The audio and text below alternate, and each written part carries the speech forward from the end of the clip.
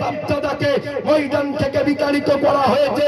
আরে সব চাইতে বড় প্রমাণ হলো এদেরই বাপদাদা 61 হিজরিতে মুহররম মাসের 10 তারিখে কারবালার প্রান্তরে হাজির হয়েছিল ইমাম হোসাইনের এক শের এর 22,000 লস্করকে উলট পালট করে দিয়েছিল। নারে তাকবীর, নারে তাকবীর, নারে রিসালাত, নারে রিসালাত, মযহবে ইসলাম, মযহবে ইসলাম, উলামায়ে আহলে সুন্নাত, নারে তাকবীর, নারে রিসালাত। সুবহানাল্লাহ, সুবহানাল্লাহ। আমাদের দাবি হলো এটাই যে ইসলামকে মিটিয়ে দিব, ইসলামকে ধ্বংস করে দিব। এটা আজ থেকে নয়, বরং পুরনো জামানা থেকে চলে আসতেছে। এদেরই বাপ দাদা একাধিক জায়গাতে ইসলামকে মিটানোর চেষ্টা করেছিল। এদের পক্ষে ওই দিনও সম্ভব হয়নি, আজকেও হবে না, আর কিয়ামত পর্যন্ত সম্ভব হবে হবে। এ আজিজানে মুহতারাম, এই জন্য বলি যে মুসলমানকে খেপায়ও না। মুসলমান জাতি হলো ঘুমন্ত সিংহ। মুসলমান হলো ঘুমন্ত সিংহ। যদি একবার জেগে যায় তো পালানোর জন্য রাস্তা খুঁজে পাবে না। বলি যে মুসলমানকে খেপায়ও না, কারণ আমরা লাইলি মজনুর কিস্সা শুনে বড় হইনি, আমরা তো শহীদে কারবালার জীবনী।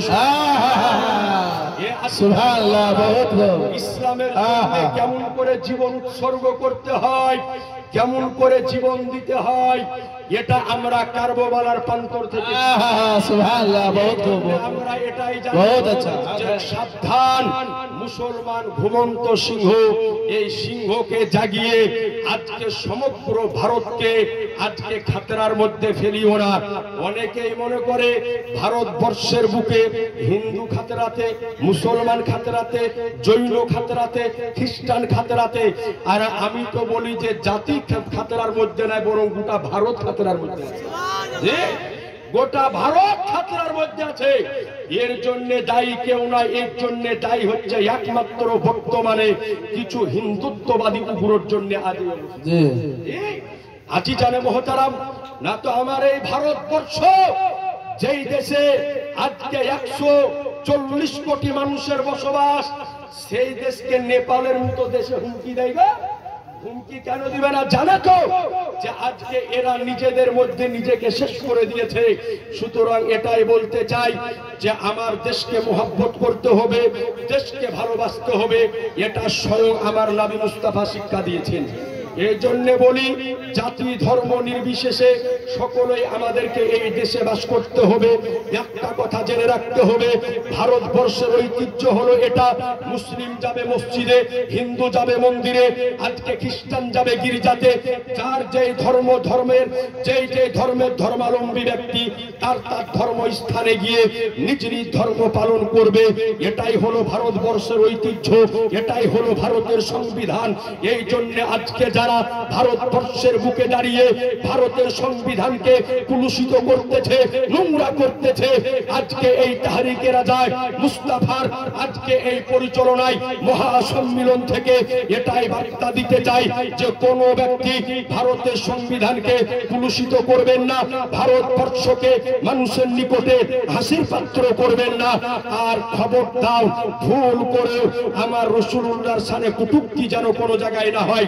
তার কারণ হলো যে আমরা মুসলমান, এটাই আমরা জানি যে আমার টুপি যদি খুলে না হয় আপত্তি নাই, আমার পাঞ্জাবি খুলে না হয় আপত্তি নাই, আমার জামা খুলে না হয় আপত্তি নাই, আমার পায়জামা খুলে না হয় আপত্তি নাই, আমার হাত কেটে দেওয়া হয় আপত্তি নাই, আমার পা কেটে দেওয়া হয় আপত্তি নাই, আমার বাপকে জবাই করা হয় আপত্তি নাই।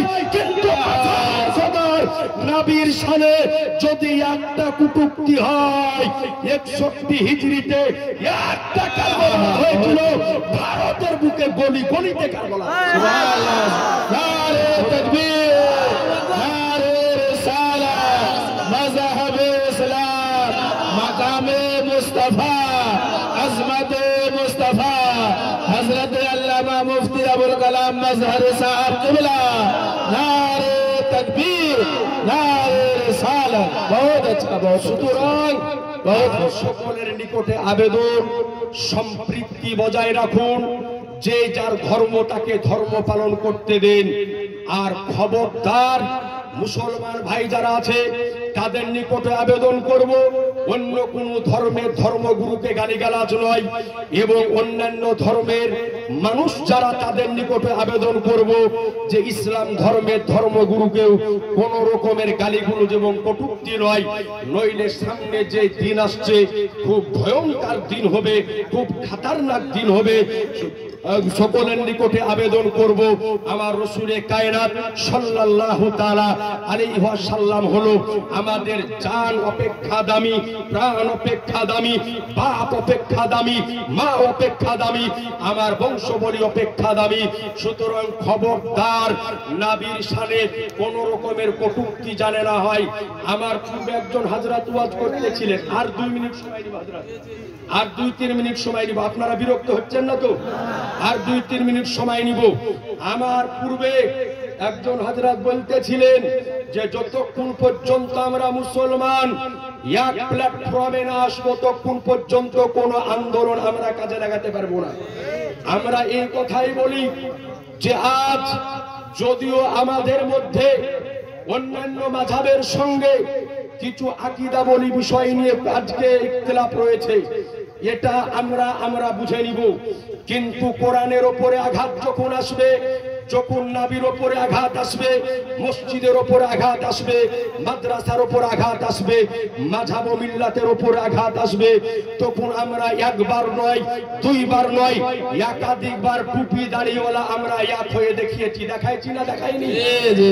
কয়েক বছর পূর্বে এই ভারতবর্ষের বুকে একজন নষ্টা মহিলা, নাম হলো তার নূপুর শর্মা, আমার নবীকে গালি দিয়েছিল না দেয়নি?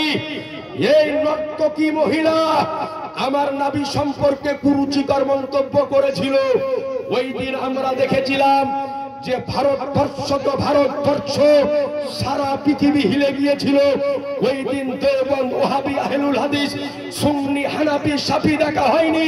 ওই দিন একটাই দেখা হয়েছিল যে আমার নবীকে গালি দিয়েছে, আর যে আমার নবীকে গালি দিল ওই সময় টুপি দাড়িওয়ালা একসাথে ময়দানে নেমে যায়। আর ওগুলা একবার নয়, একাধিকবার আমরা করে দেখিয়েছি। সুতরাং আবেদন করব আজিজানে মোহতারাম ব্রাদারের ইসলাম, আজ মুসলমানদের উপরে কেমন আক্রমণ চলতেছে। আজ আমাদের নিকট থেকে আজকে অযোধ্যার জমিনের আমাদের পুরনো ঐতিহ্যবাহী বাবরি মসজিদ দখল করে না হলো, এরপরে জ্ঞানবাপী মসজিদ নিয়ে ঝামেলা। এখন সবচাইতে আজকে আমাদের যে বড় এক ঐতিহ্য, যেই দরগা এই ভারতের বুকে 800 বছর পূর্ব থেকে বিরাজমান আছে, আমার খাজাগান রাজায় হিন্দুস্তান সুলতানুল হিন্দ মাইনুল হকুদ্দিন খাজা মাইনুদ্দিন চিশতি আজমিরি ও সঞ্জারি রাদিয়াল্লাহু তাআলা আনহুর মাজার শরীফ দখল করার, আজকে তিনার মাজারকে উঠিয়ে দেওয়ার চক্রান্ত চলতেছে। আরে ভাই, ইতিহাস আলগা করে আজ থেকে 800 বছর পূর্বে ওই জায়গাতে খাজা পাককে, যে জায়গাতে খাজা পাক বসেছিল ওই জায়গাতে, আজকে ওই জায়গাতে খাজা পাকের কথাতে উট বসেছিল, ওই উটকে তুলতে পারোনি, আর খাজা পাককে কেমন খাজা পাককে কেমন করে উঠাবে? আজ এটাই বলতে চাই যে কোন ধর্মের ধর্মীয় স্থানকে নিয়ে টানা হেঁচড়া নয়, কোন ধর্মের ধর্মীয় গুরুকে নিয়ে টানা হেঁচড়া নয়। জেনে রাখবেন, এই ভারতবর্ষের বুকে হিন্দু যদি তার ধর্মের কথা বলতে পারে, খ্রিস্টান যদি তার ধর্মের কথা বলতে পারে, জৈন যদি তার ধর্মের কথা বলতে পারে, ইহুদি যদি তার ধর্মের কথা বলতে পারে, হিন্দু যদি তার ধর্মের কথা বলতে পারে, এই ভারতবর্ষকে স্বাধীন করতে গিয়ে আমার একাধিক মুসলমান ভাই নিজের প্রাণ উৎসর্গ করেছে। মাওলানা আবুল কালাম আজাদ নিজের জীবন দিয়েছে, মাওলানা ফজলে হক খাইরাবাদী রাহমাতুল্লাহ আলাইহি নিজের জীবন দিয়েছে এবং ভারতের বুকে ইংরেজদের সঙ্গে যখন আজাদি যুদ্ধ চলতেছিল ওই সময় ভারতের বুকে ওলামায়ে আহলে সুন্নাতগণ একত্রিত হয়ে ইংরেজদের সাথে যুদ্ধ করাকে ফরজ বলে ফতোয়া প্রদান করে। সুবহানাল্লাহ সুবহানাল্লাহ। নারে তাকবীর, নারে তাকবীর, নারে রিসালাত, নারে রিসালাত। ওলামায়ে আহলে সুন্নাত, ওলামায়ে আহলে সুন্নাত, মাযহাবে ইসলাম, মাযহাবে ইসলাম। নারে তাকবীর, নারে রিসালাত। সুবহানাল্লাহ সুবহানাল্লাহ। বহুত আচ্ছা। আরেকটা কথা আপনাকে বলে দিই, বলে মুসলমানরা ভারতে কি দিয়েছে, যদিও এই কথা বলতে নাই কিন্তু মনে পড়ে গেল তাই বলে দিলাম। আপনি শুনেন যে মুসলমানরা ইসলাম, মুসলমানরা ভারতকে কি দিয়েছে। আজকে যদি বলিউড সিনেমাকে কেউ চিনে তো শাহরুখ খান আর সলমান খানের নামে চিনে। যদিও তাদের ধর্মকর্ম কি আছে না আছে কিন্তু মুসলমান তো দাবি করে। আজ বলিউডের গানকে কেউ যদি চিনে তো মোহাম্মদ রফিক আর মোহাম্মদ আজিজের নামে চিনে।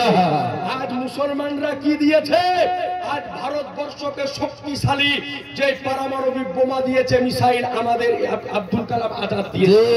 আজ বলতে চাই এই ভারতবর্ষকে মুসলমানরা কি দিয়েছে।